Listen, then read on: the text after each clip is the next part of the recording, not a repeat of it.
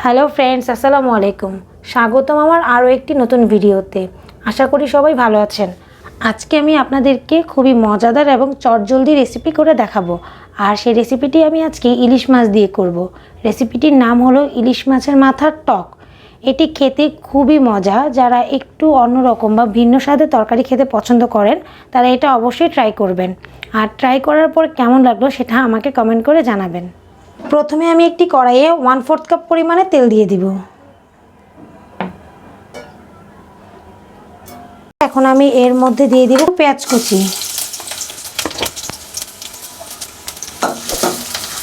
আমি এখানে বড় সাইজের 3টা পেঁয়াজকে কুচি করে নিয়েছি। পেঁয়াজটা যাতে তাড়াতাড়ি ভাজা হয়ে যায় এবং যাতে এটা তাড়াতাড়ি নরম হয়ে যায় তাই আমি এখানে অল্প একটু পরিমাণে লবণ দিয়ে দিচ্ছি। পেঁয়াজটা একটু নরম হয়ে আসছে, এখন আমি এর মধ্যে দিয়ে দিব কাঁচামরিচ।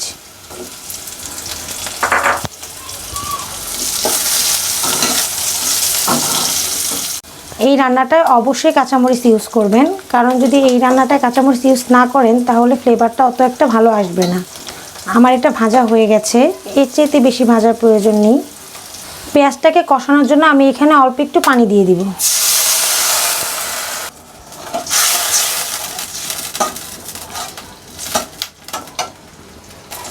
এখন আমি এর মধ্যে আধা চা চামচ পরিমাণ হলুদের গুঁড়া দিয়ে দিব,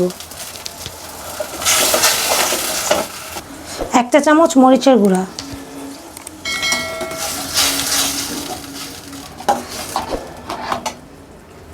এবং দিয়ে দিব 1 চা চামচ পরিমাণ লবণ।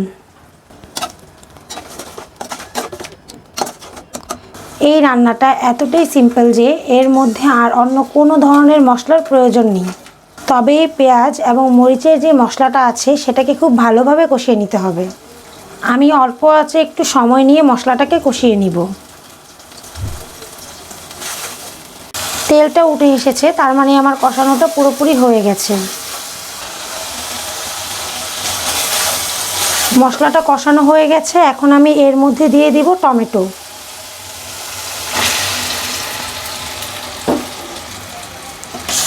আমি এখানে বড় বড় সাইজের 6টা টমেটো কুচি করে নিয়েছি। টমেটো থেকে অনেকটা পানি বেরিয়েছে, এখন এই পানি দিয়ে আমি এটাকে ভালোভাবে কষিয়ে নিব।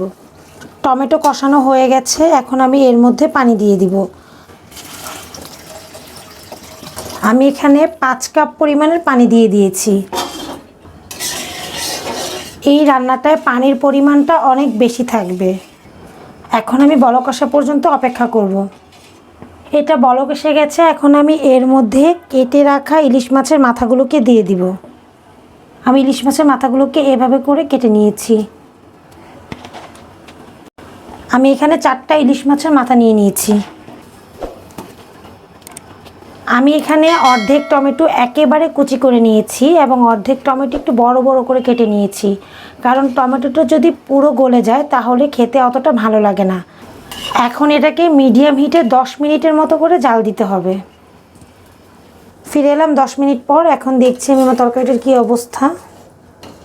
মাছটা সেদ্ধ হয়ে গেছে।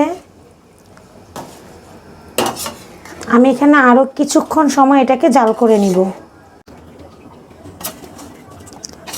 প্রায় 15 মিনিট জাল করার পর আমার এটা পুরোপুরি রেডি হয়ে গেছে।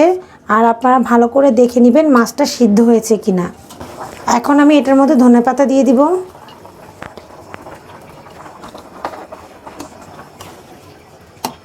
আর এটাকে অবশ্যই পাতলা রাখতে হবে, যদি ঘন করেন তাহলে খেতে অতটা ভালো লাগবে না।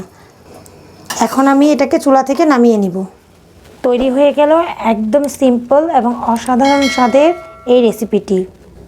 ইলিশ মাছের মাথার টকটি যখন আপনারা রান্না করবেন এত সুন্দর ঘ্রাণ আসবে যে আপনাদের মন এমনিতেই ভরে যাবে। পুরো ভিডিওতে আমার সাথে থাকার জন্য আপনাদেরকে অনেক ধন্যবাদ।